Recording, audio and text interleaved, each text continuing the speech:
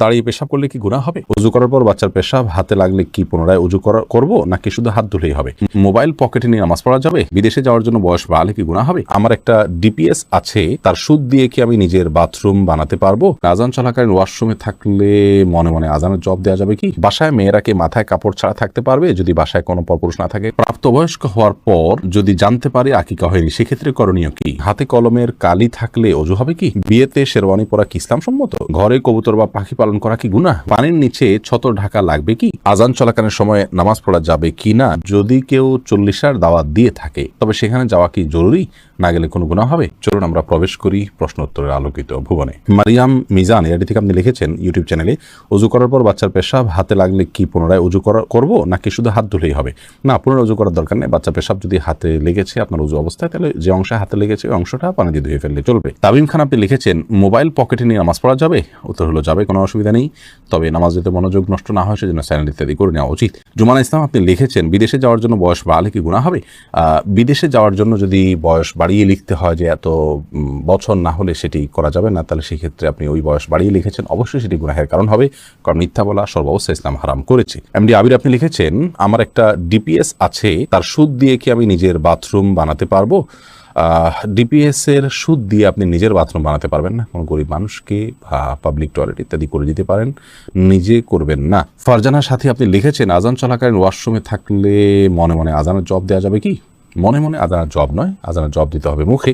আপনি বাথরুমে থাকলে সেখানে তো আল্লাহর নাম উচ্চারণ করবেন না, এই জন্য আযানের পরপর যদি বের হন তাহলে বাইরে এসে আপনি আযানের জবাব দিতে পারেন, অথবা আপনি দিবেন না। মনে মনে দিলে আপনি সেটা দিতে পারেন, আল্লাহর কাছে সবার আশা করতে পারেন যে আমি চেষ্টা করেছি, আল্লাহ তাআলা সেজন্য সব দিতেও পারেন, কিন্তু আযান মূলত জবাব দিতে হবে মুখে, বাথরুমে সেটা করা যাবে না। অতএব করতে পারছেন না সেজন্য মনে মনে আপনি দিতেই পারেন আপনার মনের সান্ত্বনার জন্য, এবং আল্লাহর কাছে সবার আশাও আপনি করতে পারেন। তাহমিনা খাতুন লিখেছেন শীতের দিনে অনেকেই মুজাফরে সালাত আদায় করেন, এটাতে সালাত হবে কিনা?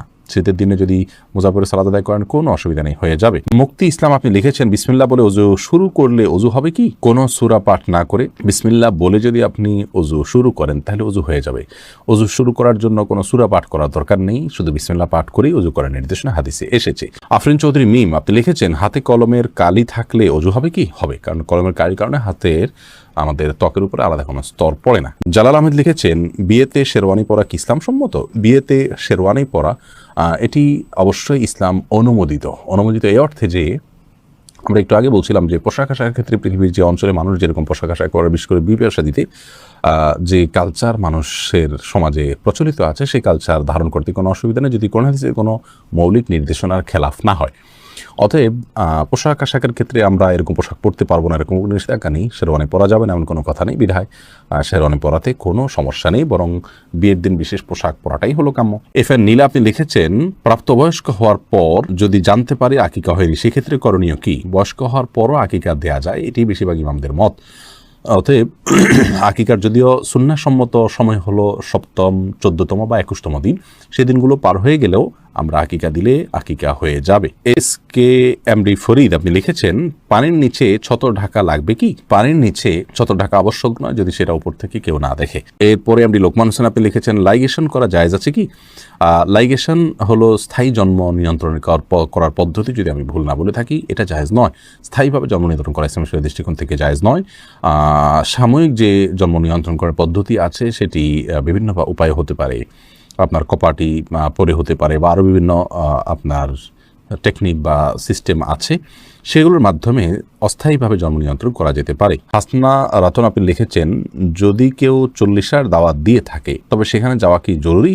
না গেলে কোনো গুনাহ হবে? যাওয়া তো জরুরি মোটেই না, কারণ 40 যে আনুষ্ঠানিকতা এটি ইসলাম সম্মত আনুষ্ঠানিকতা নয়, এটা হিন্দুদের বিভিন্ন কালচার থেকে আমাদের সমাজে এসেছে, বিধায় আমরা সেগুলোতে যাব না, সেগুলো অ্যাভয়েড করা উচিত, কারণ সুন্নাহ বিরোধী কোনো কাজে মুসলমান যথাসম্ভব যাওয়া উচিত নয়। বেদনার নীল আকাশ আপনি আইডি থেকে লিখেছেন সাধারণ কিছু কারণে আমার স্বামী আমাকে বাবার বাড়ি যেতে দেয় না, এ ব্যাপারে ইসলাম কি বলে?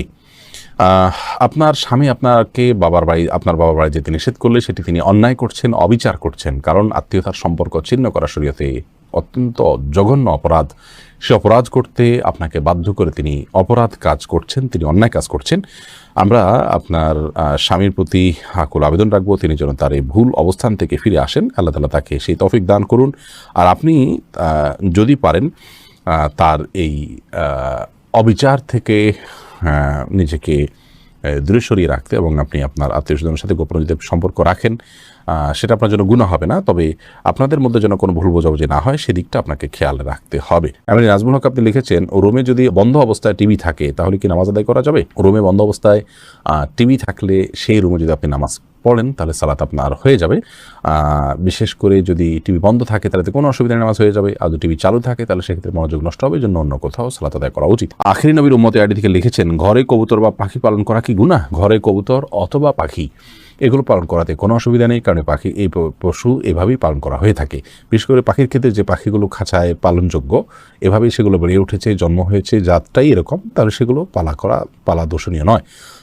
তবে যে পাখি বাহিরে উড়ে চড়ে বেড়ায় সেগুলোকে বলপূর্বক আপনি বেঁধে রেখেছেন এবং খাবার দিচ্ছেন না, এরকম যদি হয় সেটাও জুলুম হবে। এরপরে সাদিয়া আফরিন আপনি লিখেছেন, আমার একটা প্রশ্ন ছিল, তা হচ্ছে আমরা সাধারণত মেয়েরা যখন বাথরুমে উজু করি ওড়নাটা বাইরে রেখে যাই ভিজে যাওয়ার ভয়ে, মাথায় কাপড় ছাড়া উজু হবে কিনা? মাথায় কাপড় ছাড়া উজু হবে, কোনো অসুবিধা নেই। আপনি উজু করতে গেলে মাথায় কাপড় দিলে তো বরং কাপড় ভিজবে, এটাই তো স্বাভাবিক। আপনি মুখের চুলের গোড়া থেকে নিয়ে আপনার কানের লতিবন্ধ সব যখন ধুইতে যাবেন তখন তো আপনার ওড়না ভিজে যাবে, অতএব ওড়না খুলে উজু করাতে কোনো অসুবিধা নেই। গোলাম আজম আপনি লিখেছেন, আমার অফিসে স্যারদের স্যালুট দিতে হয়, এখন স্যালুট দেওয়া কি জায়েজ হবে? স্যালুট দেওয়ার ক্ষেত্রে আপনি যেহেতু শরীরের কোনো বিধান লঙ্ঘন করতে হচ্ছে না, আপনি মাথাটা আপনার সোজা টান রেখে আপনি স্যালুট দিচ্ছেন বিধায় হারাম হবে না, চাকরির খাতিরে এটা আপনি করতে পারেন। পিআইডি থেকে আপনি লিখেছেন, নামাজের সময় আম্মু কোনো কাজের আদেশ দিলে কি করব? যদি নফল নামাজ হয় আর আম্মুর এই কাজটা খুব বেশি গুরুত্বপূর্ণ হয়, ডাক শুনে বুঝতেছেন যে খুব জরুরি, আম্মু খুব সিরিয়াসলি ডাকছে, তাহলে আপনি নফল নামাজ ভেঙে আম্মুর কথা শুনবেন, পরবর্তীতে সে নামাজ পড়ে দিবেন। আর যদি ফরজ নামাজ হয় তাহলে আপনি নামাজ শেষ করে যতটুকু তাড়াতাড়ি করা সম্ভব করে তারপর আপনি আম্মুটাকে সাড়া দিবেন। জায়নামাজে আপনি লিখেছেন, জায়নামাজের দোয়া কি পড়া লাগে আর মেয়েরা কিভাবে সেজদা দিবে?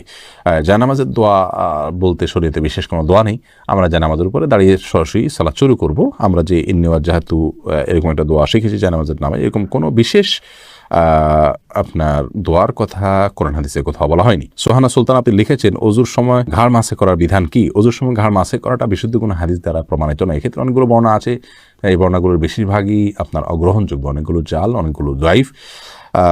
এক্ষেত্রে অনেক উলামায়ে কেরাম এটাকে মুস্তাহাব বলে থাকেন, কিন্তু মুস্তাহাব বা সুন্নাহ, বিশেষ করে সুন্নাহ সাব্যস্ত হওয়ার মতো দলিল নেই। যে দলিলগুলো আছে সেগুলো যে সমস্ত উলামায়ে কেরাম মুস্তাহাব মনে করে থাকেন, কারোর কাছে যে দলিলটা অধিকতর শক্তিশালী মনে হয় তিনি আমল করবেন, কিন্তু আমরা এটাকে শক্তিশালী মনে করি না। এই সম্পর্কে দলিলগুলোকে পর্যালোচনা করলে মনে হয় যে ঘাড় মাসের বিষয়টি মানে হাদিস দ্বারা সাব্যস্ত নয়। বাসায় মেয়েরা কি মাথায় কাপড় ছাড়া থাকতে পারবে? যদি বাসায় কোনো পরপুরুষ না থাকে কোনো অসুবিধা নেই, মেয়েদের সবসময় যে কাপড় দিয়ে থাকতে হবে একাকী থাকলেও এমন কথা কোনো হাদিসে বলা হয়নি। সাদিয়া মেহজাবিন তুরনা আপনি লিখেছেন, হাতে বড় নখ থাকলে কি ওযু হবে? হাতে যদি বড় নখ থাকে তাহলে সেক্ষেত্রে এটি অন্যায় কথা, এটা গুনাহের কথা, কারণ মুসলমান নবী করিম সাল্লাল্লাহু আলাইহি ওয়াসাল্লামের যে সুন্নাতে দায়েমা বা সুনানুল ফিতরাহ সেগুলোর উপরে আমল করার চেষ্টা করবে। হাতে বড় নখ রাখা উচিত নয়, কিন্তু যদি বড় নখ থাকে এবং তিনি অজু করেন, অজু হয়ে যাবে, সেটা সম্পূর্ণ ভিন্ন বিষয়। মোহাম্মদ নুরুন নবী লিখেছেন, ইদ্যত পালন কতদিন করতে হয়? ভাই নুরুন নবী, ইদ্যত পালনটা কে করবেন এটার উপর ভ্যারি করবে। যদি কারো স্বামী মারা যায় তাহলে সেক্ষেত্রে 4 মাস 10 দিন ইদ্যত পালন করবেন, আর যদি কেউ তালাকপ্রাপ্ত হন তাহলে সেক্ষেত্রে 3 মাস তিনি ইদ্যত পালন করবেন, 3 মাসে ইদ্যত পালন করবেন, এটা ভ্যারি করবে। এরপরে আজান চলাকালীন সময় নামাজ পড়া যাবে কি না, এমডি আলাউদ্দিন আপনি প্রশ্ন করেছেন। আজান চলাকালীন সময় সালাত পড়া যেতে পারে, আজান চলাকালীন সময় যে নামাজ পড়া যাবে না এমন কোনো কথা কোরআন হাদিসে কোথাও বলা হয়নি। তবে হ্যাঁ, আপনি যদি জানেন যে এখনই আজান শুরু হবে তাহলে আজানের জবাব দেওয়া সুন্নাত, সেজন্য শেষ সুন্নাতটা পালন করে তারপর আপনি সালাত পড়বেন। এরপরের প্রশ্ন হলো, দাঁড়িয়ে পেশাব করলে কি গুনাহ হবে? দাঁড়িয়ে পেশাব করলে সেটা অনুচিত এবং অনুত্তম হবে, কারণ হলো দাঁড়িয়ে পেশাব করলে তার ছিটা আমাদের গায়ে এসে লাগে, অথচ পেশাবের ছিটা থেকে বাঁচার জন্য নবী করিম সাল্লাল্লাহু আলাইহি ওয়াসাল্লাম তাকিদ দিয়েছেন। কবর আযাবের অন্যতম একটা বড় কারণ হলো পেশাব থেকে ভালো করে পরিচ্ছন্ন না হওয়া। এই জায়গা থেকে দাঁড়িয়ে সচরাচর পেশাব করা উচিত নয়। রাসূল আকরাম সাল্লাল্লাহু আলাইহি সাল্লাম সম্পর্কে আমাদের আয়েশা রাদিয়াল্লাহু তাআলা বলেছেন, এবং তিরমিজিতে হাদিসটি বর্ণিত হয়েছে, তার ভাষ্য হলো এরকম যে তিনি বলেছেন, নবী আলাইহিস সালাম দাঁড়িয়ে পেশাব করতেন, এই কথা কেউ বললে তোমরা বিশ্বাস করবে না। সেই জায়গা থেকে দাঁড়িয়ে পেশাব করাটাকে অ্যাভয়েড করা উচিত এবং উত্তম। তবে সৌদি আরবের উলামায়ে কেরাম বিন বাজ, ইবনে উসাইমিন রাহিমাহুল্লাহ সহ অনেক উলামায়ে কেরাম বলে থাকেন যে কেউ চাইলে দাঁড়িয়ে পেশাব করতে পারেন, বিশেষ করে পেশাবের ছিটা ইত্যাদি আসবে, নাপাক হয়ে যাবে, তার কাপড় শরীর লেগে যাবে, এরকম আশঙ্কা যদি না থাকে তাহলে সে অবস্থায় দাঁড়িয়ে পেশাব করাতে অসুবিধা নাই তারা মনে করেন। তার কারণ হলো বুখারীর একটা হাদিস রয়েছে, যে হাদিসে নবী করিম সাল্লাল্লাহু আলাইহি ওয়াসাল্লাম কোন একটা ময়লাযুক্ত এলাকাতে যেখানে বসার পরিবেশ ছিল না সেখানে দাঁড়িয়ে তিনি পেশাব করেছেন। এ হাদিসটাকে তারা ব্যাপক অর্থে নিয়ে থাকেন, কিন্তু প্রথম মতটি অধিকতর বিশুদ্ধ এবং দলিল থেকে আপনার দলিল সমৃদ্ধ বলে আমাদের কাছে মনে হয়। অতএব সচরাচর এবং সাধারণ অবস্থাতে দাঁড়িয়ে পেশাব না করে বসে পড়াই উচিত। রাসূল আকরাম সাল্লাল্লাহু আলাইহি ওয়াসাল্লাম সবাই অবস্থায় সেটিই করতেন। হ্যাঁ, বিশেষ কোনো কারণে কোনো জায়গায় বসার পরিবেশ নাই এরকম হলে সেখানে দাঁড়িয়ে পেশাব করা যেতে পারে।